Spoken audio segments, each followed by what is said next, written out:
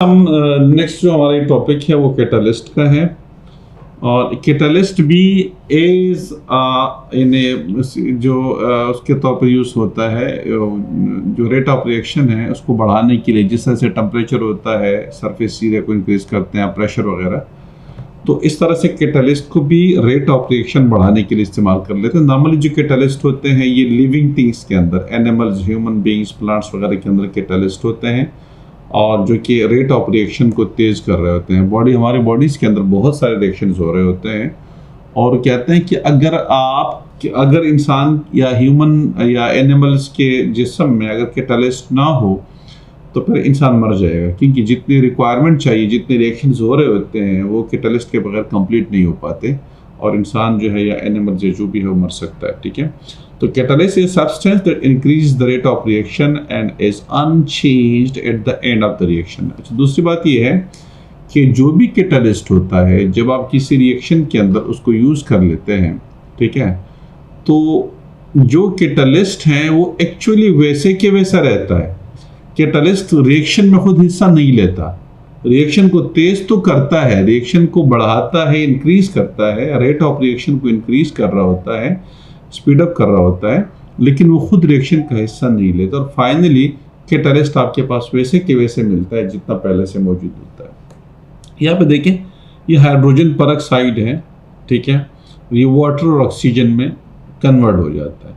तो hydrogen peroxide को जब आप एज क्या कहते हैं कि एज अ कैटलिस्ट आप यूज़ कर रहे होते हैं, तो पहले क्या होगा कि ये कैटलिस्ट बजाते खुद टूट जाता है। ये कैटलिस्ट किस तरीके से हेल्प कर लेता है किसी रिएक्शन को तेज़ करने में, कि कैटलिस्ट जब किसी रिएक्टेंट के साथ आप मिक्स कर देते हैं तो ये कैटलिस्ट पहले खुद टूटता है, और उसके नतीजे में वो रिएक्शन को आगे बढ़ाता है, और फाइनली वो कैटलिस्ट दोबारा आपके पास आ जाता है, दोबारा आपके पास वही कैटलिस्ट आ जाता है, लेकिन रिएक्शन कंप्लीट होने के बाद कैटलिस्ट आपके पास वैसे ही आ जाता है। तो ये हमारे पास क्या होता है, मिसाल कहता है कि you can show how a catalyst affect the reaction like this one. ठीक है, कहता है कि pour some hydrogen peroxide solution into 3 measuring cylinder, the first one is control. यहाँ पे देखें, यहाँ पे ये हाइड्रोजन परऑक्साइड है, हमने डाला हुआ इसके अंदर। अब hydrogen peroxide as a catalyst use नहीं हो रहा है, यहाँ पे hydrogen peroxide as a chemical हम उसको यूज कर रहे होते हैं। इस हाइड्रोजन परऑक्साइड को ये बगैर किसी कैटलिस्ट के हैं। दूसरे हाइड्रोजन परऑक्साइड के अंदर हमने मैंगनीज ऑक्साइड डाला हुआ है, और उसी हाइड्रोजन परऑक्साइड के अंदर हमने एक और रॉ लिवर डाला हुआ है। ठीक है, रॉ लिवर, तो ये भी एक आपके पास एक एज अ कैटलिस्ट के तौर पे काम करता है। ठीक है, अब आप ये देखिए कि यहाँ पे अब हम क्या करते हैं कि एक स्प्लेंट जिसको हम कहते हैं, ये उठा लेते हैं, इसके अंदर डाल देते हैं, और देखते हैं कि कुछ आग पकड़ लेता है, नहीं पकड़ता। ये ग्लो स्प्लेंट है, एक ऐसा स्प्लेंट है जो कि ग्लो हो रहा है। जब आप इसको हाइड्रोजन परऑक्साइड के अंदर डालेंगे तो इसको कुछ नहीं होता।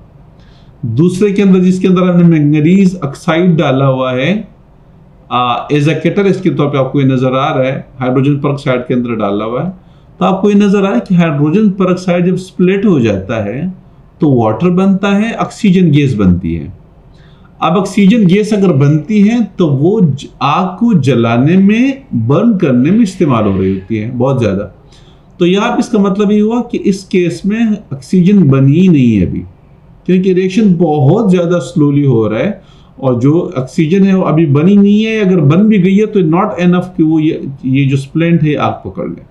यहाँ पे क्या है कि यहाँ पे ऑक्सीजन बन चुकी है बहुत सारी, क्योंकि मैंगनीज आपने डाला हुआ है, रिएक्शन तेजी से हुआ है, और तेजी से होने के नतीजे में ऑक्सीजन बन चुकी है।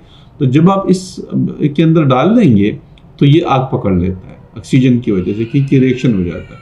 यहाँ पे रॉ लिवर है, इसके अंदर भी आग पकड़ लेता है। ठीक है, तो ये रॉ लिवर बजाते खुद एक कैटलिस्ट नहीं है, लेकिन रॉ लिवर के अंदर एक क्या एंजाइम है जिसको हम कैटलेज कहते हैं, कैटलेज। ठीक है, उस कैटलेज की वजह से ये रिएक्शन को बढ़ा देता है, रिएक्शन को स्पीड अप कर देता है। तो दोनों सूरतों में, यहाँ पर भी जब हमने उसके अंदर कैटलिस्ट यूज़ किया हुआ है, इधर यूज़ किया, तो दोनों सूरतों में ऑक्सीजन पैदा हो गई है, जबकि यहाँ पे पैदा नहीं हुई। तो ये इतना सा है, इसमें हम श्योर कोई नई चीज़ नहीं है। अब आ जाइए, व्हाट आर एंजाइम्स। एंजाइम्स क्या होते हैं? एंजाइम्स प्रोटीन है made by cells to act is biological catalyst. हमारे बॉडी के अंदर जो कैटलिस्ट इस्तेमाल होता है वो एंजाइम्स होते हैं, और ये एंजाइम्स बहुत ज़्यादा इंपॉर्टेंट होते हैं, ठीक है। जैसे हमने यहाँ पे रॉ लीवर के अंदर पढ़ लिया, आपके पास एक कैटलिस्ट है, ठीक है, इसको हम कैटलेज बोल लेते हैं, ठीक है, लिविंग थिंग्स के अंदर ये पाया जाता है। एक और कैटलिस्ट है, ये किस चीज़ के अंदर पाया जाता है, हमारा जो सलाइवा है, मुंह के अंदर जो लिक्विड है सलाइवा, उसके अंदर अमाइलेज होता है, एक कैटलिस्ट है जो कि रिएक्शन को स्पीड अप कर देता है। तो ये इसके बारे में ये जो मैंने पहले बताया कि without enzyme most of the reactions take place in your body would be far too slow at body's temperature, you would die. अगर आप एंजाइम्स आपकी बॉडी के अंदर नहीं है तो बहुत सारे रिएक्शन ऐसे होंगे जो कि बहुत ज़्यादा स्लो होंगे, और स्लो होने की वजह से उनकी आपकी बॉडी की रिक्वायरमेंट है उस रिएक्शंस को जल्दी कंप्लीट होना चाहिए। जब कंप्लीट नहीं होंगे एंजाइम्स के बगैर तो इंसान जो है मर जाता है, या एनिमल या जो भी है वो मर सकता है, ठीक है। अब कैटलिस्ट एक्चुअली करता क्या है, how do catalyst speed up a reaction, वो किस तरह से स्पीड अप इन नॉर्मली अगर आप कैटलिस्ट, तो अब catalyst how do catalyst speed up a reaction किस तरीके से कर लेता है। तो देखिए इसमें क्या होता है कि किसी भी रिएक्शन को कंप्लीट होने के लिए एक्टिवेशन एनर्जी चाहिए होती है, यानी रिएक्शन को स्टार्ट करने के लिए एक्टिवेशन एनर्जी चाहिए होती है। ये ब्लू लाइन आपको नजर आ रही है, ये एक्टिवेशन एनर्जी है विदाउट अ कैटलिस्ट है, यानी नॉर्मली इतनी एनर्जी चाहिए होती है, इतनी एनर्जी सारी एनर्जी चाहिए होती है किसी भी रिएक्शन को स्टार्ट करने के लिए। लेकिन जब आप कैटलिस्ट ऐड कर देते हैं तो कैटलिस्ट आपकी उस एनर्जी की रिक्वायरमेंट को कम कर देता है, कम एनर्जी से आपका रिएक्शन प्रोसीड हो जाएगा, क्योंकि वो अपने कुछ जो खुद वो स्प्लिट हो जाता है और उससे कोई केमिकल वगैरह बनते हैं जिसकी वजह से वो रिएक्शन को तेज कर देता है। तो जो एनर्जी चाहिए होती है उस एनर्जी की रिक्वायरमेंट को कम कर देता है, इस वजह से वो तेजी से वो प्रोसेस कंप्लीट हो जाता है, ठीक है।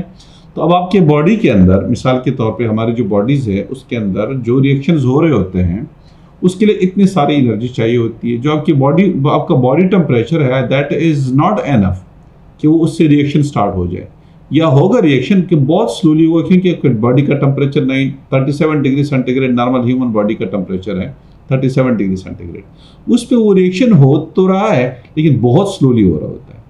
अब अगर आपकी बॉडी के अंदर एंजाइम्स नहीं है तो रिएक्शन बहुत ज़्यादा स्लो होंगे और आपकी बॉडी की रिक्वायरमेंट ज़्यादा है, इस वजह से फिर इंसान जो है सर्वाइव नहीं कर सकता।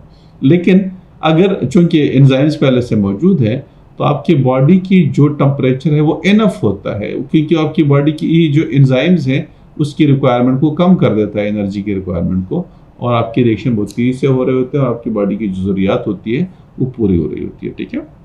तो ये लिखा हुआ है a catalyst lowers the activation energy of a reaction, now the particles need less energy to react, so more collisions are successful and the reactions goes faster, ठीक है। तो ये इतना इस तरीके से होता है। अब मेकिंग यूज ऑफ कैटलिस्ट है, अब क्या होता है कि अगर आप कैटलिस्ट को यूज कर लेते हैं मिसाल के तौर पे नॉर्मल इंडस्ट्री के अंदर या किसी और प्रोसेस के अंदर आप कैटलिस्ट को यूज कर लेते हैं तो उससे ये फायदा होता है कि आपका चूंकि जो लोअर टेम्परेचर पे आपका रिएक्शन कंप्लीट होगा उसकी वजह से आपके जो बिल है वो कम आएगा। यानी मिसाल के तौर पे अगर आप उसको हीट, कोई ऐसा प्रोसेस है जिसमें हीट चाहिए होती है और आप बिजली यूज़ कर रहे हैं, इलेक्ट्रिसिटी यूज़ कर रहे हैं उसको हीट अप करने के लिए, तो अब आप क्या कहेंगे कम बिजली इस्तेमाल होगी, क्योंकि अब कम एनर्जी चाहिए होगी तो कम बिजली इस्तेमाल होगी, और उसकी वजह से फिर क्या होगा कि आपका जो बिल है वो कम आएगा, ठीक है। तो ये नॉर्मली कहते हैं कि so catalyst are very important to the chemical industry, they are often transition elements और ऑक्साइड्स ऑफ ट्रांजिशन एलिमेंट्स हैं। ट्रांजिशन एलिमेंट्स आपने पढ़ा हुआ है पीरियोडिक टेबल के अंदर, एक नॉर्मल एलिमेंट्स है एक ट्रांजिशन एलिमेंट्स है, ठीक है। तो वो ट्रांजिशन एलिमेंट्स होते हैं या ट्रांजिशन एलिमेंट्स के जो ऑक्साइड्स होते हैं वो as a catalyst chemical industry के अंदर आमतौर पे इस्तेमाल होती है, ठीक है। तो ये बाकी तो खैर एक ऐसी चीज़ है इसको पढ़ना चाहे तो उसको पढ़ लीजिएगा। बाकी इसके ये कुछ क्वेश्चंस हैं, व्हाट इज अ कैटलिस्ट है, which of these does a catalyst not change है, ये वगैरह, तो इसको मेरा ख्याल है देख लीजिएगा। इसमें अगर आपको कोई प्रॉब्लम आता है हारिस तो हम फिर उसको डिस्कस कर लेंगे बाद में।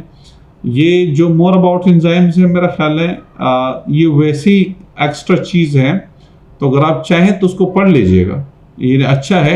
ये आपके नॉर्मल यूज़ के अंदर होता है, जैसे मेकिंग ब्रेड वगैरह होता है, फ्रेगमेंटेशन के अंदर इस्तेमाल होता है, योगर्ट के अंदर इस्तेमाल होता है, दही हम बनाते हैं, ये सारी चीज़ें इसके अंदर ये जो डबल रोटी वगैरह होती है, ठीक है ना, ये नॉर्मली आटा उसके अंदर वो डाल देते हैं और इस तरह से ये डबल रोटी स्वेलिंग उसके अंदर आ जाती है। तो मेरे ख्याल इसको पढ़ लीजिएगा, ये इन्फॉर्मेशन के लिए अच्छा है, वैसे इज पार्ट ऑफ सिलेबस तो नहीं है। ठीक है हारिस, इस क्वेश्चंस को देख लीजिएगा, अगर नहीं हो सका तो फिर मैं इंशाल्लाह कराता हूँ आपको। ठीक है, बाकी इंशाल्लाह फिर नेक्स्ट में मेरे ख्याल में मेटल्स और उससे रिलेटेड कुछ चैप्टर्स है तो फिर इंशाल्लाह कंटिन्यू कर लेते हैं। सही है, ओके, अल्लाह हाफिज़।